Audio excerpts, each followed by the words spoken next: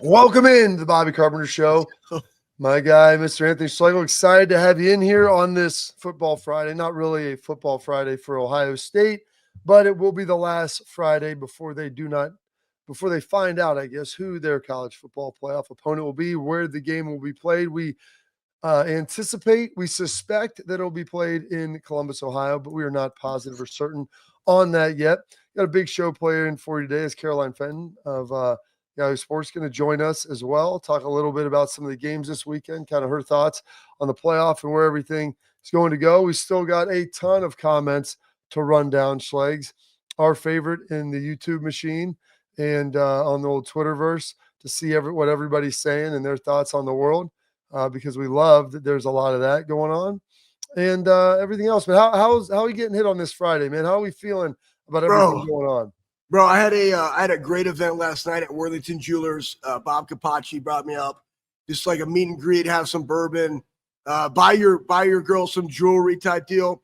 And he gifted me with this silver bullet. So Bob and I were talking about this because I was like, Bob, I want to get something that's real. Remember we had like I think it was like a 5.56 Bob back in the day. We didn't get them. They kind of came after with thick.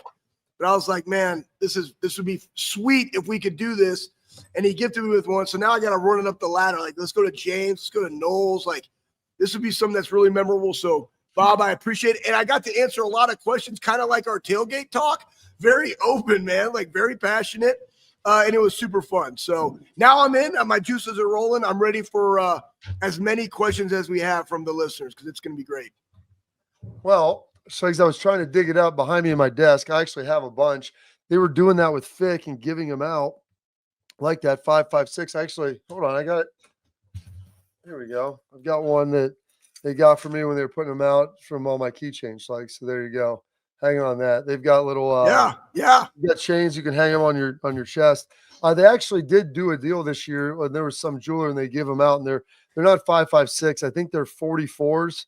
They're pretty thick. They're pretty girthy round, if you will. This is like a 300 Win Mag. Like that's what I like. Like we're going long range distance, and it's 2 ounces of straight silver. 2 ounces. I mean, honestly, like you're out there, gas station ready, pumping your diesel truck, 2:00 in the morning. Werewolf comes out, boom, stab him in his chest, dead right there. They did. They gave them out to guys though. They are I don't know what the round size would be, but they are straight silver. They have like their name and number engraved on them and everything in red stitching. They're pretty sweet. I mean, dude, I'm all like, we can go full old school, dude. Like this is all I need. The problem is with this though, is when you travel a lot, Schlegs, like what you do. Getting this through the airport, I had to like argue with one of the guys for a while. I go, bro, it's got a hole in it. And he's like, it's a bullet. I'm like, but it can't hold any powder, and I don't have a gun to shoot it with. I don't even have a hammer hit the back. And by the way, there's nothing inside it. You want to like rub it for the residue and everything else. Yeah. Like it's on a keychain. Like it's harmless. Okay. Yeah. I mean, it's like Samson with his haircut. Like he's not doing anything. All right. So I don't travel. I have to bring my backup set of keys whenever I go to the stinking airport now because of that. And so I love it. Go Bucks. I mean, big time ball. And I've got some more. I'll have to give you some, but just some hollowed out. Listen, do we get some old 223s, 5.56s, hollow them out? I mean, that's good enough for me, but I'm glad that went well. I mean, they asked the questions, the tough ones, I'm sure. And, and some people just really want to know, and they probably don't have a full idea of like what the world of college football looks like and how things happen, how they transpire. And, they're hearing things about arguments, and these blow-ups and restrain guys in team meetings, which like never happened. Passionate and emotional conversations happen, but like no fights. There's none of that stuff going on. Like, as to my knowledge and being around, like everybody seems like of linear thought of like, hey, now we're going to be sitting around on Sunday waiting to see who we play and where we play. Objective 1, can't achieve it. That's done. Objective 2, can't achieve it. That's done. The guy who can achieve it, who I honestly, like, I don't necessarily want this to happen, but I think it would be tremendous if James Franklin somehow upset Oregon. The guy, Schlegs, who was maligned as anybody, can't win the big one, can't beat Ohio, can't do all this stuff. If he somehow in Indy, which, by the way, you can get in, folks. If you plan, maybe you had reservations over there already. A lot of times when you buy tickets to these games, and it's like for the media passes, you put them in. If your team doesn't go, like I can buy tickets through Ohio State. If you don't get them, they don't go. Poof, David Copperfield, you're done. It doesn't matter. You'll get charged.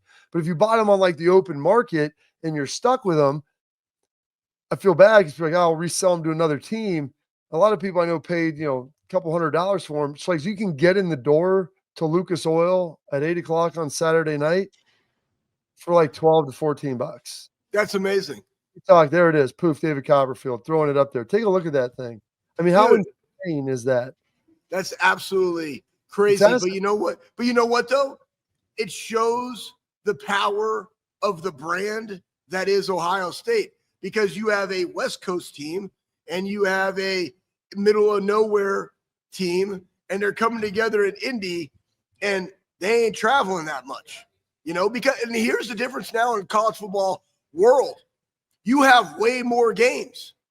What are you going to do, fan? You only have, most of us only have a certain amount of disposable income, but then you have a Big Ten championship game. You win that, you have a bye. There's a bowl game. Then you have the semifinal. That's the game. Then you have a final, right? You have the championship game. Where do you want to spend your dollars? And that's really where we are now in college football. It's crazy. Yeah, it's like how you going to allocate, because like you said, if you win this, you're going to play again. You're going to play again. Like you keep winning, you keep going. And for some teams, they'll be playing 4 games. If you're a road team, potentially 4 on the road, should you win them all and make it to the national championship, not including a conference game. But even at that, even if you've got to buy, you're talking about 3 games in a row that you have to book last-minute flights, last-minute hotels. Charge to win. It's like they're not giving you discounts on any of that. Like the folks at the cities, like American Airlines and Delta and United, Southwest. Hey, it's not a bereavement. I had somebody die. Maybe my team I felt like died a week ago, but they don't count that. It's not factored in. And then the hotel is like, there's no discount group rate they're giving you. You know what they're going to do? Yep. Jack that thing up even more. So you're going to be spending lots of dollars trying to get that thing solved. So it's a pretty wild situation. But that's what they're going to be doing. So guys got some workouts in throughout the week. They got a little practice. I think they've got a little more practice today. Hopefully get over and take a peek and see that. But feeling pretty good kind of about where everything's going in this. Are you feeling, Schlegs, as good as I am, like with regard to where the team's mindset is heading into this final game or heading this final weekend? Yeah, you still have, today is what, Bob? Today is the 6th. Tomorrow, Schlegs, is a day that will live in infamy. Remember that. Yes, it will. It will. It's December 7th. No, you know what December 7th is, Schlegs? No, Pearl Harbor Listen, Day. Schlegs, you're an esteemed veteran of the United States. I know exactly what the day is. And it was also my grandmother's birthday was December 7th. So anyways, that being said, what a crappy birthday present. She was probably alive during Pearl Harbor. Yeah, she 100% was. So anyways, that being said, and that's an interesting question. Do I feel as good as you? Here's my feeling. I like the fact that they had a players meeting.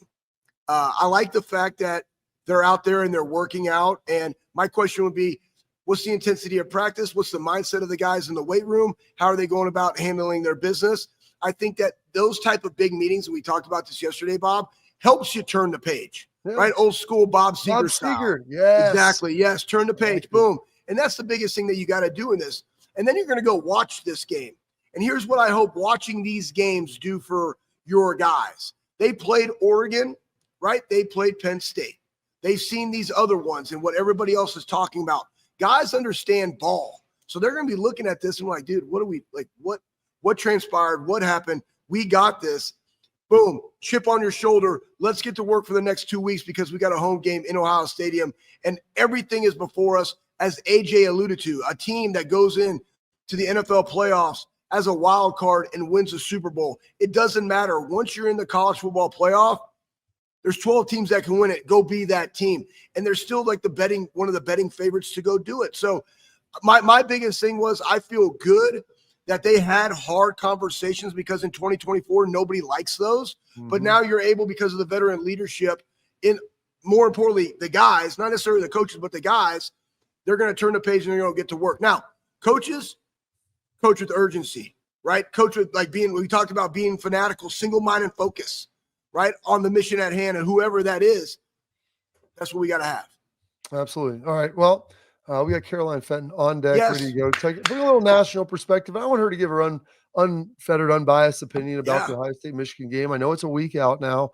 Talk about projections, where she thinks things are going, and honestly, the potential for this Ohio State team to maybe get on a run, or who she likes to maybe even get on a run. We'll get into all that here in a minute. But before that, I want to tell all the parents and athletes out there, listen, just because the fall is over, winter season is here. Protect what matters most with Export mouthguards, trusted by professional athletes, designed by NHL team dentists. Export mouthguards, scientifically tested to help absorb those high-impact hits to protect both your teeth and your brain.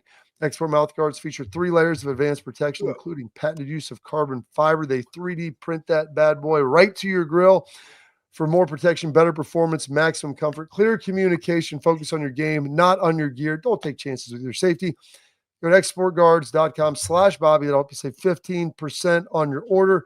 Export, protect what matters most. Caroline Fenton coming up next.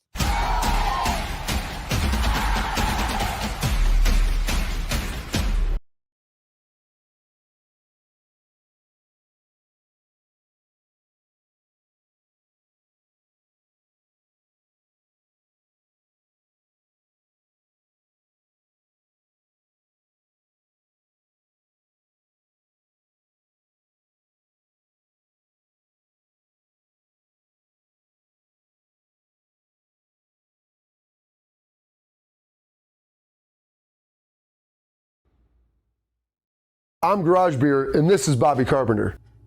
Garage Beer. Beer-flavored beer. Beef with an F? Okay, my bad. It's crisp and cool, and it doesn't taste like... I'm Bobby Carpenter. I drink in garages because my wife says I don't belong inside. If you like a cold breeze on your bag, drink Garage Beer. It's American, and so can you. Garage Beer. Beer-flavored beer.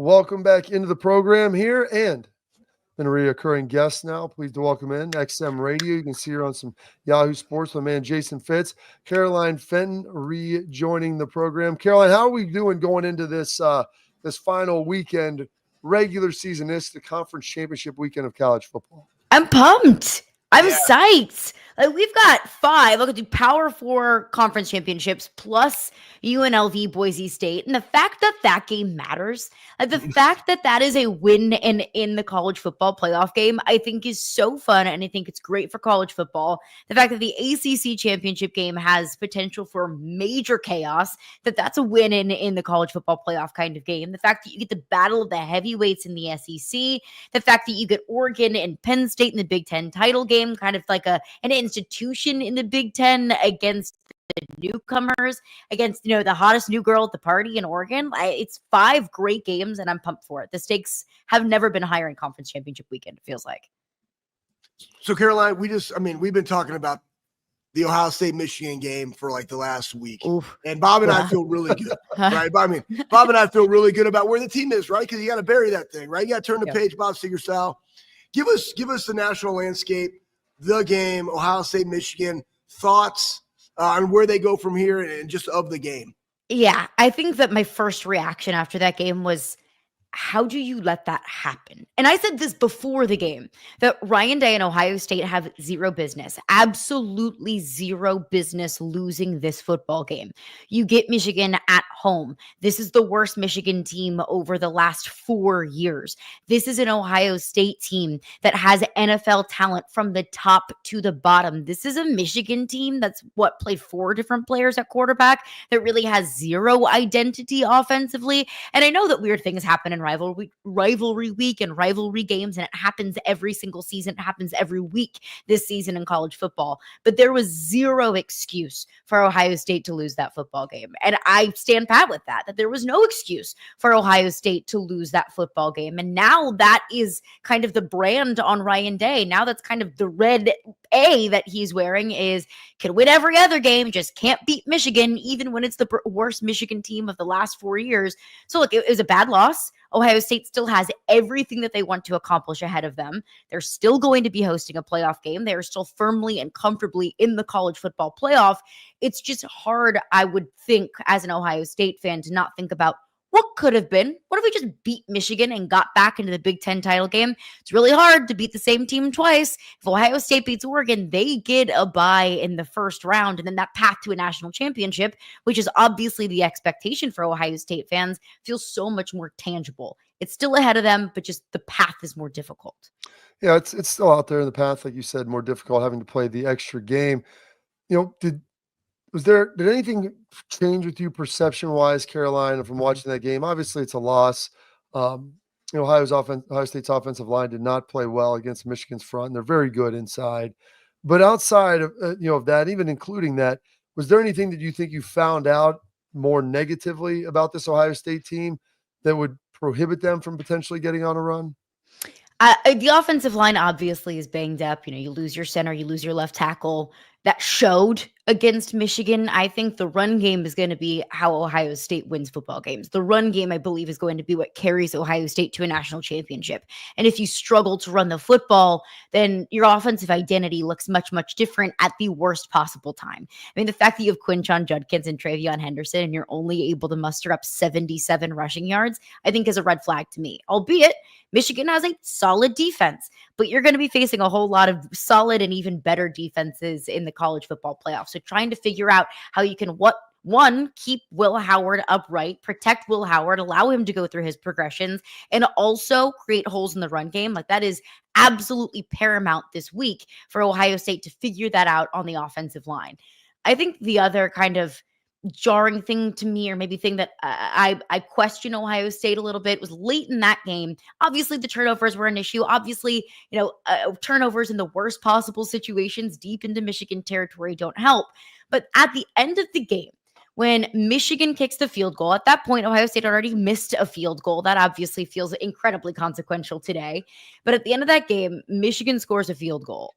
What Ohio State has to do is just get into field goal territory just to tie that game up, just to at least take it to overtime or score and you end it. And in 4 downs, you're only able to get 1 yard. When the game is on the line, I don't want to say when your season is on the line, but that's not the case. But when a trip to the Big Ten title game is on the line and all you can do in 4 downs is come up with 1 yard. That's kind of situational football that a team like Ohio State needs to step up in the biggest moments, and they didn't. We've seen them step up in the biggest moments against good teams. We saw that against Penn State earlier this year. Even in a loss against Oregon, I thought Ohio State had a lot to show for it. But that was that final possession for Ohio State was a little bit concerning for me. Yeah, no doubt. And that's where we talk about all the time, Carolina. You got to have self-introspection as a coach because these are 18 to 22-year-olds, right? They just go out there and do what they're coached to do. And now like 23, 24, 25-year-olds. Right? Oh, I mean, everyone's in their 20s. Yeah, everybody's in their 20s, but still, man, it goes back to coaching at this level is significantly different than the game of the NFL. And people got to know that. But also, now you have the NFL feelings coming into college football because you can still lose games and still win the deal, right? You can win the prize at the end. I want to ask you this. What happens if chaos ensues, right? Which you talked about. This year has been an anomaly, right? You have teams beating teams they shouldn't beat, right? You have the way it's set up right now, which I can't stand about conference champions with an automatic bye. It should just be the top 4 like basketball. But now what happens if Penn State wins? What happens if Georgia beats Texas, right? Like what happens if Clemson, oh my gosh, they beat SMU? Right. And there's all this stuff. And the CFP has been like, how do we just get Alabama with 3 losses into the mix in here? What's going to transpire in your mind? I think if Penn State wins and or Georgia wins Big Ten and SEC championship games respectively, that's not the big chaos scenario to me, because I think either way, both teams in both of those conference championships are getting in. Texas is getting in. Georgia is getting in. Oregon's getting in. Penn State's getting in. So it's a matter of seeding, and it's a matter of who's hosting, and it's a matter of who's getting a first round bye, but it's not total and complete chaos. The real chaos scenario to me is the ACC championship game. If Clemson wins and SMU gets their second loss, does SMU get into the college football playoff? I don't know what the committee is going to say about that because the committee decides to change their mind every hour on the hour. If I was on the committee, though, I would say no go for SMU. That if you can't beat a Clemson team that otherwise would not have been in the playoff had they not won the ACC title game, and they wouldn't have even been in the ACC title game if Miami didn't choke against Syracuse. Well, if you can't beat that team and you can't beat BYU earlier in the season and you've had a rinky-dink schedule the rest of the way, then why should I reward you the opportunity to play for a national championship when you can't even beat the two of the best teams on your schedule? It's one thing to beat up on the rest of your schedule. It's one thing to have, I think they have the 75th ranked strength of schedule in all of college football, but I want to see you beat actual contenders. And SMU wouldn't have done that on their schedule. And I always get pushed back with well, Indiana played a really rinky-dink schedule. So why should SMU be punished by playing in the conference championship game? And I think that's totally fair. And I don't know how the committee is going to feel about quote unquote punishing a team for playing in their conference championship game. But I'll say the same thing. Well, Indiana doesn't get the opportunity to play for a first round bye. And SMU does get that. So yes, the conference championship games are kind of risk versus reward, but I think you have to reward teams that play a difficult schedule. I don't think that the committee wants to set a precedent of, well, if you just play a really easy out of conference schedule and you get, an easier draw throughout the season, that if you go 11-1, if you go undefeated, well, you're in the playoff, versus if you play really difficult out of conference games and you play a competitive schedule and you lose 3 games, well, even though you might be a better team, you're let on the outside looking in because you played a competitive schedule. I think that everybody wants to be rewarded for playing a difficult schedule. I think the College Football Playoff Committee wants better games in the regular season. So for me, if SMU loses, it's a no-go. Yeah, it'll be interesting especially if that game is close. I think if you're Alabama, you want obviously an SMU win, or maybe a Clemson blowout would probably be the second best thing that you could have happen. The worst thing for you would be one of those tight, close losses, and then all of a sudden that those conversations begin to open up and people begin to question it. In the SEC, you've got Georgia, you've got Texas. It's kind of interesting here because everybody watched Georgia go into Austin and dismantle a Texas team that had been pretty good to that point. But this Georgia team, like offensively, they cannot run the ball. Carson Beck's gotten the turnovers cleaned up a little bit better, but defensively, they're not as dominant as they've been. This seems like the most mortal Georgia team that we've had, like in the entirety of the Kirby Smart era. It 1000% is. No longer is there really a single team in the SEC that feels unbeatable. For so many years, it was Alabama, it was Georgia, it was these teams that nobody could seem to beat. Well, now even Texas also still looks pretty mortal. If you go back to that Texas and Georgia game, the reason why Georgia won that game was because Texas could not take care of the football, and Georgia got great field position. I think all but 2 scoring drives, they got the ball either in Texas territory or deep into Georgia territory. So I look at that, and I don't want to say that it's a fluke by any means, because it's absolutely not. But that was Texas's worst offensive line performance of the season. That was Georgia turning the ball over 3 times, or Carson Beck at least throwing 3 interceptions and still finding a way to win it, because Texas also did turn the ball over. It was sloppy performances from both teams. But I think both of these teams are different now than maybe what they were when they played then. I think that Texas's offensive line play has stepped up significantly. Georgia had the most elite defensive performance I've seen them play so far this season against Texas.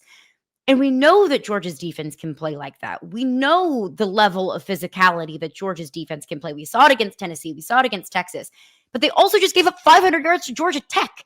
So I always ask myself, what is this Georgia team? Is Carson Beck the guy that can throw for 300 yards and 5 touchdowns and 0 picks? Or is he the guy that throws 3 interceptions against Mississippi State? Is this Georgia defense one that can hold Texas, one of the most prolific offenses in college football? Or are they one that lets Haynes King run all over the place? Texas has just been the more consistent team all season long. Their defense has been so incredibly consistent. If Texas beats Georgia, it's because of the defense. It's because they're winning those battles at the lines of scrimmage, and it's because they're forcing turnovers. And really, if Texas wins a national championship, it's because of what they've done on the defensive side of the ball. Texas doesn't take care of the football very well, Quinn Ewers is interception prone. The running backs are fumble prone. We saw that against Texas A&M. The only way the Texas A&M got on the board was because of a Quinn Ewers pick six. But overall, I like Texas in this one. All right, before we get you out of here, Caroline, Heisman Trophy coming up. That'll be now. Her voting is due Monday morning. I'm struggling on this. Trying to figure it out. I think a lot of people like Travis Hunter a lot. Obviously, Ashton Genty. You throw Dylan Gabriel in there, Cam Ward. I mean, does it seem like a foregone conclusion that it's Travis Hunter this year, or do you think there's room for someone else to make a move? I don't think it's necessarily a foregone conclusion. That would be my pick for the Heisman, but there's still a big debate going on, rightfully so, about Travis Hunter versus Ashton Genty. And look, they're both carrying their teams. And obviously, Shedeur is a massive part of what Colorado, their success that they had this season. It's not just Travis Hunter and nobody else. But the reason why Boise State is in the position that they're in is because of Ashton Genty. The fact that he's putting up numbers that we have not seen in recent history for a running back. But also Travis Hunter is doing something completely unprecedented in college football. He's averaging 130 snaps a game. The fact that he's not only one of the best wide receivers in the country, but he's also a really solid defensive back that can play that position on Sundays. So I think that just what Travis Hunter is doing and the fact that it is so unprecedented, like that is what the Heisman Trophy is reserved for. A player that is doing something that is just unmatched across anywhere in college football. For Cam Ward, I think, frankly, as electric as he's been, as much as he's carried Miami, I think that the field would point more toward an Ashton Genty or a Travis Hunter. And my pick, frankly, my vote would go to Travis Hunter. Well, I don't disagree with you. It's supposed to be for the most, quote, outstanding player in college football, and he definitely meets that definition. Does anyone else? Well, we'll find out here at the trophy ceremony in a couple of weeks. Caroline, thank you for spending some time with us. We really appreciate it. Look forward to talking to you again soon. Thank you. I'll enjoy the games this weekend. Caroline Fenton here on SiriusXM does a great job over there. And while the College Football Playoff Selection Committee issued their rankings on Tuesday, they'll have one more rankings poll come out, then that will be the final one on Sunday. Probably, I think the show starts at noon. We'll probably know where everybody's at by 12:30, 12:40 on Sunday, and that'll be it. And there was a couple people, players, coaches, maybe not necessarily happy with it. We'll dive into that next here on the Bobby Carpenter Show.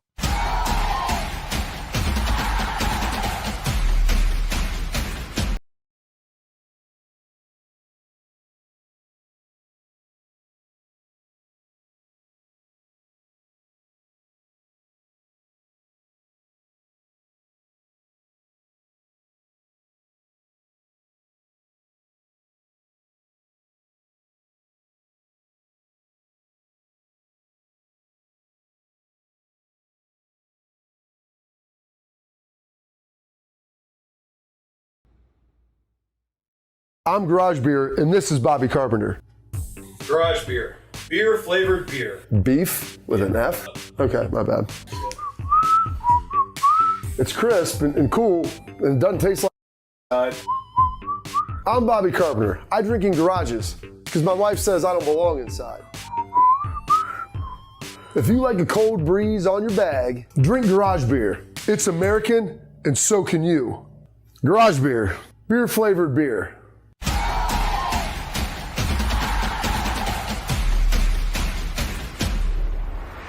All right, two guys that weren't happy with the CFP rankings, and rightfully so. Like two guys we were talking about that were left out. We're going to start with one is a player and the quarterback for the Miami Hurricanes. Now, he's probably going to get invited to New York City for the Heisman, and he'll be sitting there.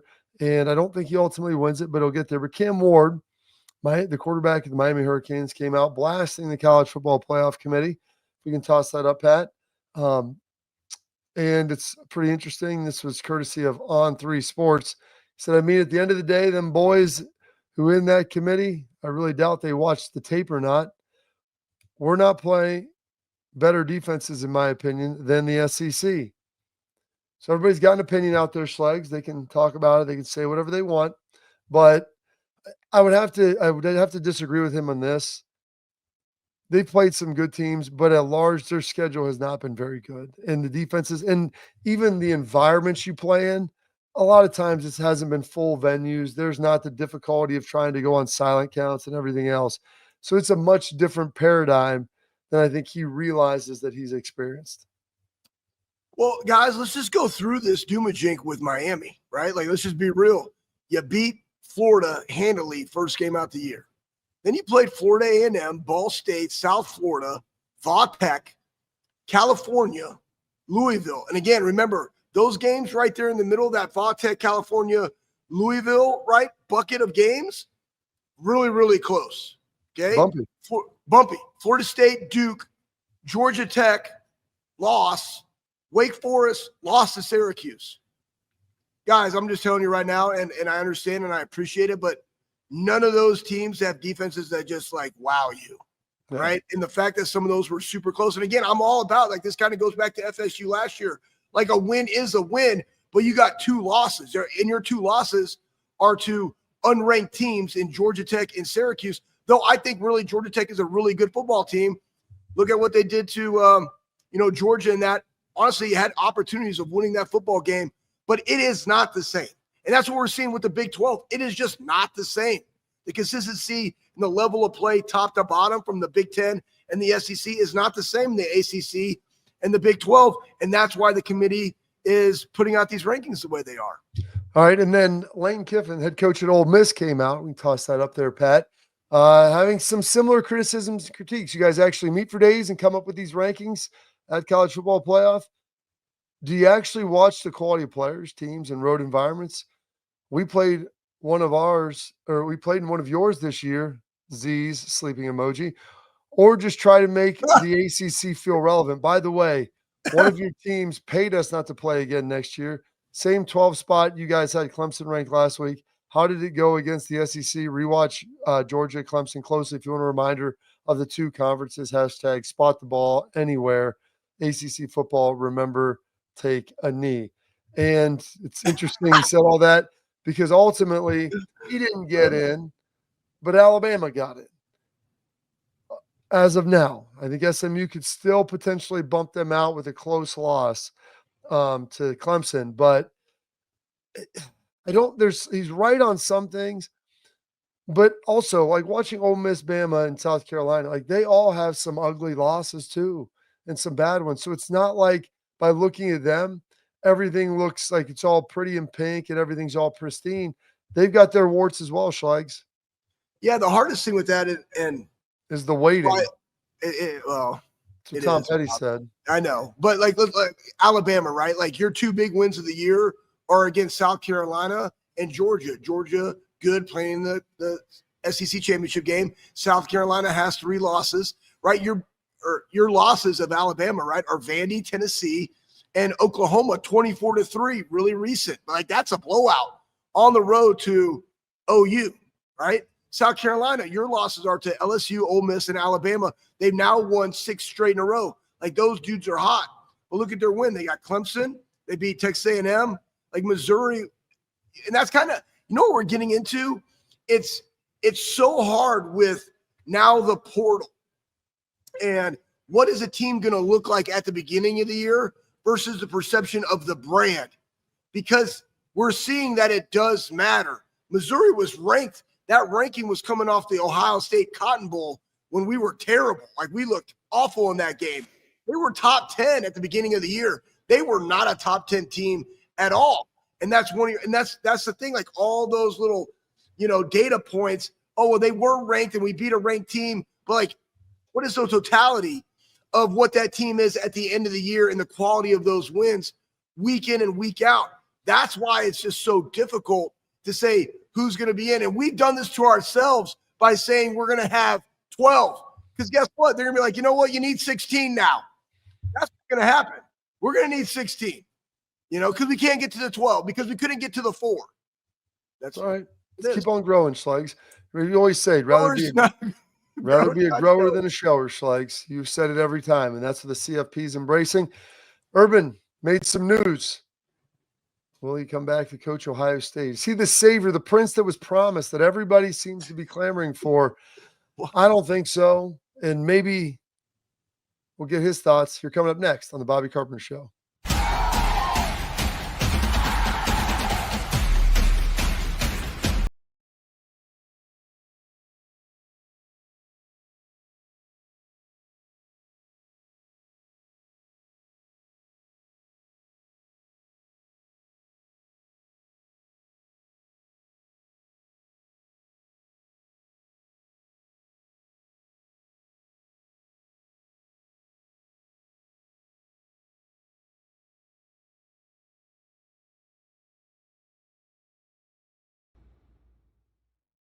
I'm Garage Beer, and this is Bobby Carpenter. Garage beer. Beer flavored beer. Beef with an F? Okay, my bad. It's crisp and cool, and it doesn't taste like. I'm Bobby Carpenter. I drink in garages because my wife says I don't belong inside. If you like a cold breeze on your bag, drink Garage Beer. It's American, and so can you. Garage Beer. Beer flavored beer.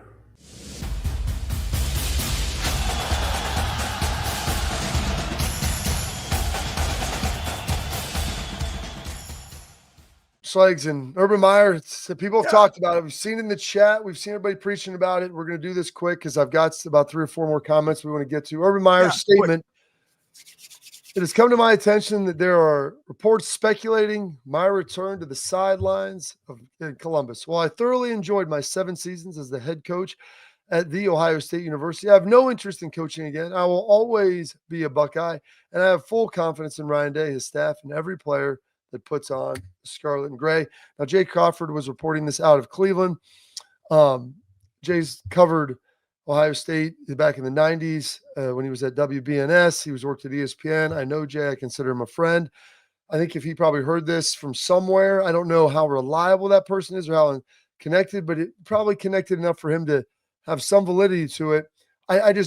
I don't think that there was ever anything there, Schlegs. I don't think Urban wants to come back. We've talked about it. We've addressed it at length. Your thoughts on him having to address this at this point? I think that probably Urban addressed it at this point to take like just the notion off the table for people that are clamoring for Ryan's job. That's why. Probably just came out. I trust Ryan Day. I trust his staff, and I trust all the players that put on the scarlet and gray, just like we do, right? He's a fan of the Buckeyes. Let's see how this plays out. That's what that statement is. Yeah. And no, he's not coming back to coach. He ain't coming back to coach. I'm just letting guys, listen, I worked for the man in Jacksonville, okay? All right. So he's not coming back to college football. It is a different game than when he left, right? It's just different with the portal and NIL and all this stuff. The worst thing about our deal, I want you to get to it, Bob, but the worst thing about our deal is that you have to do roster management twice a year. It is absolutely terrible. As much as we don't like the rankings and all this stuff in the CFP, the worst thing about college football right now is the portal twice a year. Once you sign up, you should be signed up. That's the deal. And it's not that way. And it's absolutely terrible. Well, I don't mind people transferring in the portal. Like once, like you should get one transfer and like we don't need. Oh, I'm talking about multi-year, Bob. I'm talking about, hey, I'm going to be here. NIL deal. I have a great spring. I'm out. Pay me more money. Boom. The whole thing about football is how do you manage a roster? And because of the way it's set up now, you can be developing guys and coaching the crap out of guys. Think about this. You took a little kid, right? Pee Wee, Pop Warner football, baseball, like travel baseball, and you're developing him. He's with you. And then all of a sudden he's like, man, I can now go to that elite team. I'm gone. No, man, you're with us. Right? What does that do to you? Like, it's terrible. That's what's terrible. It is. It's rough. It's a little bumpy. But that's it for today's headlines. We got our tailgate talk coming up next, Schlegs. We got some frothy comments that I know you're going to want to dive on in there and just let the froth bathe all over your face. That's coming up next here on the Bobby Carpenter Show.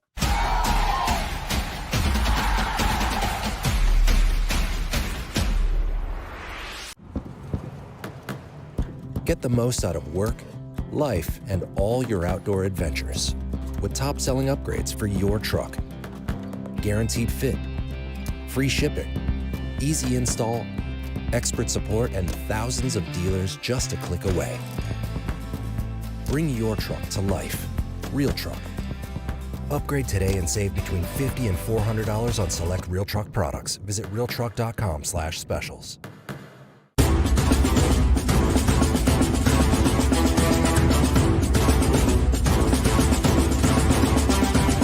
It's Tailgate Talk brought to you by our friends at Real Truck, where we answer your comments, your questions, try to connect with you.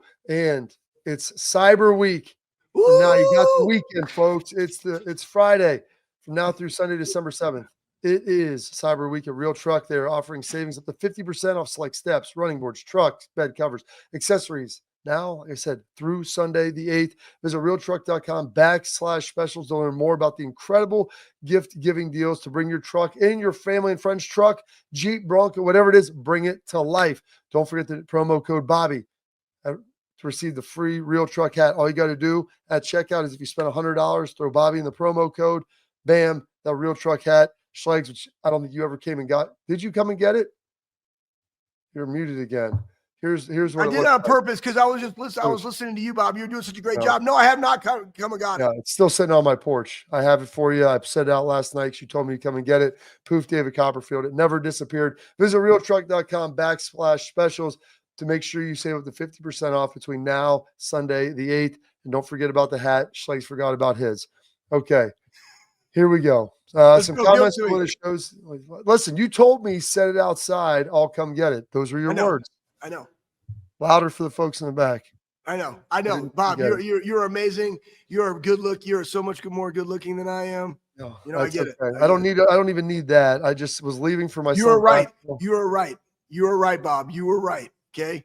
I know. I can't ever hear that enough. I never get it in my house. I can get respect anywhere else, like except for my family and kids. So I appreciate your respect and reverence. I just, hey, yes, you know what, man? Trust is doing what you say you're going to do. I'm trying to work on that.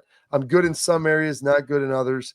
But I tried to follow through at least for you on that. All right. So we got this comment coming from Michael Thompson, and we got some rebuttals. We get the chat gets spicy, Schlegs. I like this. Yeah. Gets going here. So I heard that Day allowed the players to air their grievances following the loss.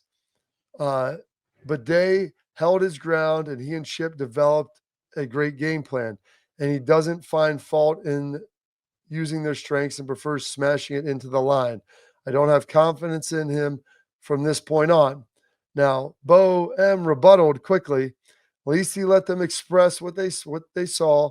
He listened, and that helps. Just knowing your coach and staff will listen to you. I'm going to give you some thoughts on that because that was in regard to this coaches, players, then maybe players only meeting where things got heated. People talking about people being restrained, which did not happen. I think there was some passion and emotion. People spoke honestly, which is good.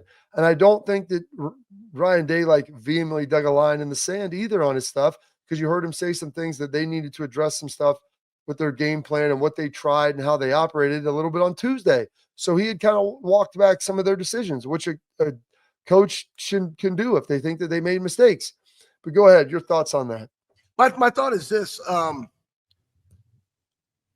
What I love about Ryan, regardless of everything that people say, Ryan went in and sat down and talked to Travian Henderson. It's hey, we got an opportunity to bring in Quinshon Judkins in. How do you feel about that? You guys got to remember, all these guys came back, take the NIL stuff and all that. They came back to play with each other and for an opportunity to beat Michigan, win the Big Ten, and win a national championship.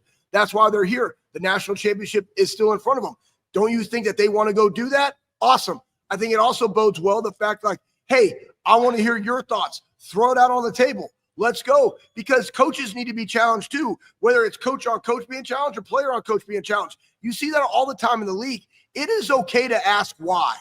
And I think as a leader, you have to be able to answer the why, because when you answer the why, it validates, one, that you know what you're talking about, and two, that you've been able to communicate what you want to do effectively to your people. If they don't know the why or you don't know the why, then why in the hell is it in there? And this is a different generation, man. When we were growing up, it was when, what, and why. This is why, what, and when. So you have to communicate that. You need to embrace what they're saying. Self-introspect. Are we not doing this? Are we not doing this for our players? Because guess what? Players win games. It's about them, not the coaching staff. So own up, drop your sack and attack, and let's go. That's what that meeting was. All right, here's another one. Great commentary on that Jack Sawyer pick. One of the most clutch plays I'd ever seen. Love that dude. If I were Ryan Day, I'd rip the Michigan countdown clock off the wall, give that crapbag team no more attention than they deserve. I love the rivalry, but right now that clock just doesn't count. It just counts down to sadness. I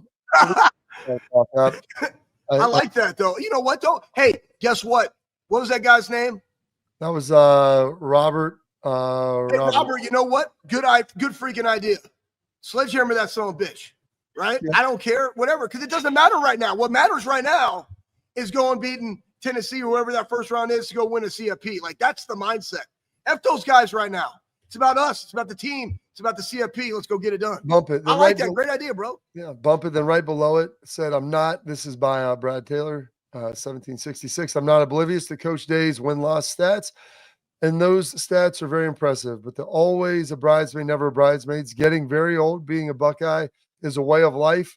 And only a born and raised Buckeye will ever understand that. If folks will be honest with themselves, they will fight harder for their own family ahead of all others. Admit that.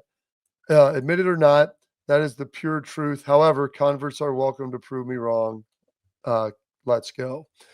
I will say this, Schlegs, like I was not born in Ohio. I was not an Ohio State fan really growing up. I kind of became one a little bit more in high school and maybe like through middle school. But it wasn't some passion. My mom went there. My dad went to Miami. But you learn about it. You become about it. I don't think you necessarily have to have grown up that. I think that helps. And being grown up in the presence of it, I think helps you understand it. But you're someone who isn't from here either. I mean, you were born in Iowa. You grew up in Texas. Like everybody knows about it, but you don't really – no one – and Ryan has said this. You can't truly understand it until you experience it. And, like, there's no way to prepare for that. Bob, here's the deal, man. I would say that I bleed scarlet and gray just as much as anybody else, and I care about the people in that program. And I'm also not a soft ass that's going to get this bitch and moan and ask for people's jobs because none of those people have ever been in our profession, first and foremost. But I have no ties to the great state of Ohio outside the fact that I met you, AJ, Jim Tressel, Mark D'Antonio, and I was like, that's the most similar culture and brotherhood that I had to the United States Air Force Academy. And that's why I came here, because you played great defense and you had Big Deer and I had you guys. Like, that's it. Buckeyes. And then through it, it's like, I just give a shit so much about these dudes, right? Because they were us. Yeah. Right? Or we were in their shoes at some point, and I remember how that was. And I just respect everything that all of our former players and they do in our community. Great people. I choose to root for them. I choose to speak highly for them. I choose to look at the positive things because it's still out there for them. That's why I am the way that I am. I will only say things that I will say to somebody's face. I'm not soft like that just says shit on Twitter because, you are what you are, right? And if everybody wants to challenge me, I'm gas station ready. I run the armory. We got turf. You got to sign a waiver, and we're go. But that's why I choose to do it this way. And then I'm also a big proponent of then you get afterward, okay. You get it out, you lay it all on the table, and then you make a decision and see how you got to proceed forward. You don't do it in the middle of the season. I just like to be positive, man. On to the next, let's go. Do changes have to be made? 100%. But it's go time. So we got one more. Okay, good. I'm sorry. We're going to have one more because, you'll bloviate forever, Schlegs. And then we're going to get our Dude of the Weeks coming up after this. This one's from Braden. The home game is a lock. Really glad to get the seniors get another chance. Got to win this one now. And by the way, likely a night game. So we get the night game. Rebuttal to that. If it's a home game, if it's a home loss, they should go. Roris hops in there. They can be fired with cause to get out from underneath this contract for allowing Howard to return to the game. If he chokes another game away or he doesn't exceed expectations, then he should be fired. I will say this. I'm glad they're getting the home game. I'm glad for the seniors. It's going to be a night game, probably the best night game we've had in Ohio State this year by far. As far as the fire with cause, like Ryan didn't let anybody back in the game. The trainer approves, like the training and medical staff approves and clears them. Yeah. So then they give them to you, and they're like, "Hey, you don't ask what's going on. You ask this. Hey, can you do? You good to go? Warm up. They're clear. You're cleared. Okay. Then you go back in the game. All right, Schlegs, you got a minute. No, I don't even need a minute. That's just how it works. And to be honest, guys, like that's I just sit and wait. I let it play out. I want to see the attitude and intensity which the guys play. I want to see how they execute in that game. Do we see corrections? Right from the Michigan game to this game, guys, I'm with you, man. That Michigan game threw me off because of how we looked versus Indiana in a complete game in a top 5 matchup to that one. How do you fix that? How do you move forward? Do we have another slow game like we did versus Nebraska? But again, it's all about winning. It's not about necessarily how you do it, but I want to see a little bit of those corrections made that give you some juice going into the college football playoff, but it's all about winning. Then once it's all done, Then we come to our conclusions and we move forward into 2025. Side nugget, we also just had a great recruiting class, guys. Yeah. Like, boom, great job. Because why do people want to come here? Because of the coaching staff, because of the culture. Mark Pantoni and the staff have done a great job. Okay, so all that is taken into consideration, people. Absolutely. Got a ESPN top 100 tackle coming in, a lot of wideouts, some good, talented quarterback. St. Clair coming in from Bell Fountain. I mean, some really good linebackers. James Dunn, yeah, man. number one corner in the country. I mean, there's plenty to be excited about with this incoming class, and hopefully they'll stay locked in. And I don't think many guys are going to leave either that are unexpected departures that would be big-time contributors. All right, coming up next, we got another Buckeye in my dude of the week as we wrap up the Bobby Carpenter Show.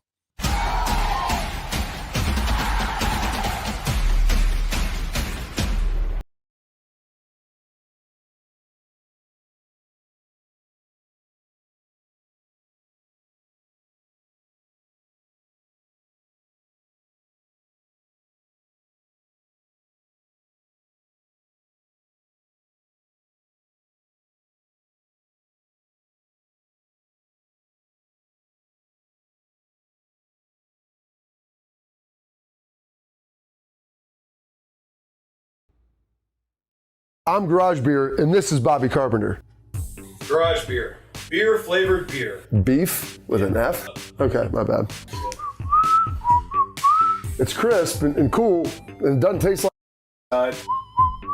I'm Bobby Carpenter. I drink in garages because my wife says I don't belong inside.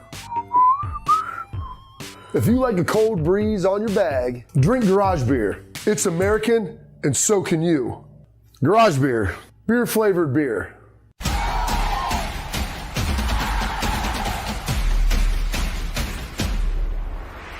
All right, Schlegs disappeared. My dude of the week, former Buckeye, and I guess was current head coach for Centerville. He was an alum of Centerville High School, came here, walked on, was a receiver at Ohio State. His dad coached at Centerville for a long time. Now the head coach at Springboro. Brent Ulrey took the Elks Schlegs to the state Final Four. He beat his dad in Springboro on the way there, who was the head coach there. Announced that he's going to step down, want to be a better father, husband, brother, son.